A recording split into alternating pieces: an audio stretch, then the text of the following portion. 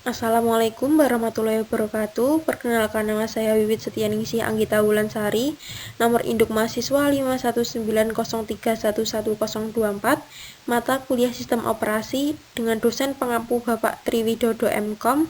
Saya mengambil tema algoritma penjadwalan CPU dengan priority scheduling. Priority scheduling merupakan algoritma penjadwalan yang mendahulukan proses yang dimiliki prioritas tertinggi. Setiap proses maka prioritasnya masing-masing. Proses yang diberi masing-masing prioritas, lalu prioritas tertinggi mendapatkan antrian pertama menjadi orang yang paling diprioritaskan, dan saat itu akan dieksekusi, dijalankan atau di running. Prioritas ditentukan melalui 1. Perbandingan antara I/O brush dengan CPU brush. 2. Tingkat kepentingan proses. 3. Memory requirement. 4. Limit time. 5. Access file. Priority scheduling dibagi menjadi dua bagian, yaitu non-preemptive dan preemptive. Prioritas penjadwalan dibagi menjadi dua bagian, yaitu prioritas statis dan prioritas dinamis. Prioritas statis: 1. Prioritas tidak dapat berubah. 2. Mudah diimplementasi. 3. Dapat tanggap terhadap lingkungan. Selanjutnya, prioritas dinamis menanggapi perubahan lingkungan sistem dan lebih kompleks. Non-preemptive adalah proses yang baru datang, tidak dapat mengganggu proses yang sedang berjalan, tetapi hanya dapat diletakkan di dalam antrian. Terdapat 4 proses dalam satu tabel, yaitu proses 1 terdapat burst time 8, priority 2, arrival time 0. Proses 2 terdapat burst time 5, priority 1, dan arrival time 3. Proses 3 terdapat burst time 2, priority 2, dan arrival time 3. Proses 4 terdapat burst time 6, priority 1, dan arrival time 6. Burst time sering disebut dengan rentang waktu dan periode waktu.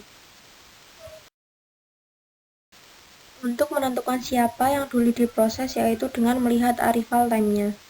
Yang memiliki nilai angka paling kecil yang pertama kali tiba dengan arrival time 0, yaitu P1, yang memiliki burst time 8. Diagram pada P1 dengan burst time 8 dan prioritinya 2 menentukan gerak awal proses. Selanjutnya, rival terkecil yaitu 3 mengeksekusi P2. P2 langsung dieksekusi karena prioritinya lebih tinggi sehingga bisa menyalip P1. Dan P1 kembali mengantri selanjutnya.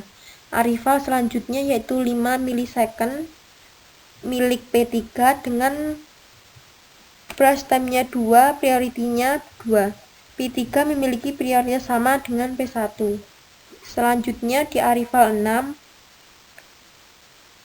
milik P3 dengan burst time 6, priority 1. Proses ini memiliki prioritas yang sama dengan P2 yaitu P1.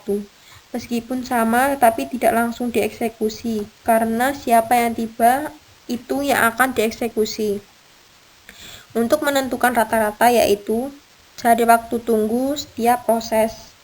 Awal waktu P1 mengganti proses lain yaitu waktu 3. Jadi 14 dikurangi 3. Jadi 11 milisenti. P2 waktu eksekusi habis jadi waktu eksekusi 0. P3 waktu tiba akan dieksekusi yaitu 19 dikurang waktu awal mengantri yaitu 19 dikurang 5 sama dengan 14. P4 dieksekusi dalam waktu 8 dan awal 6. Jadi 8 dikurang 6 sama dengan 2.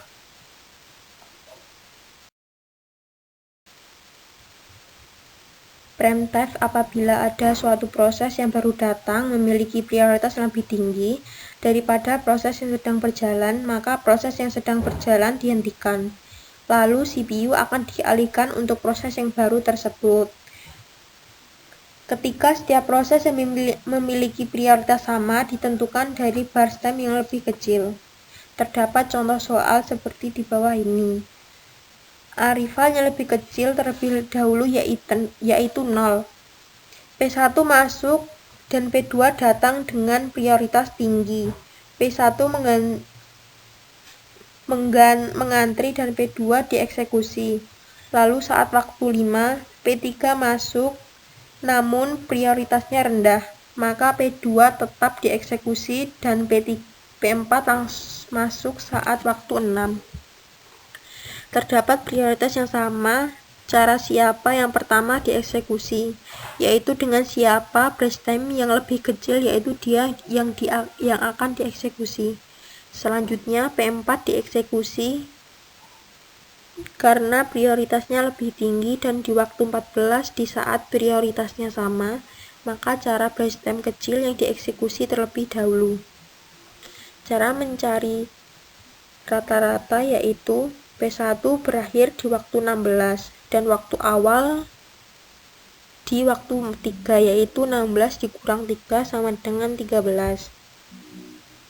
P2 0 karena tidak menunggu dari awal sampai akhir.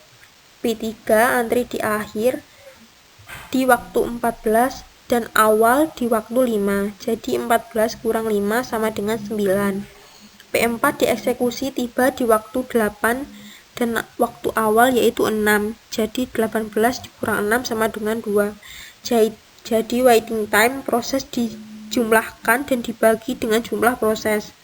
Jadi 13 plus 0 plus 9 plus 2 dibagi 4, yaitu 6 milisecond.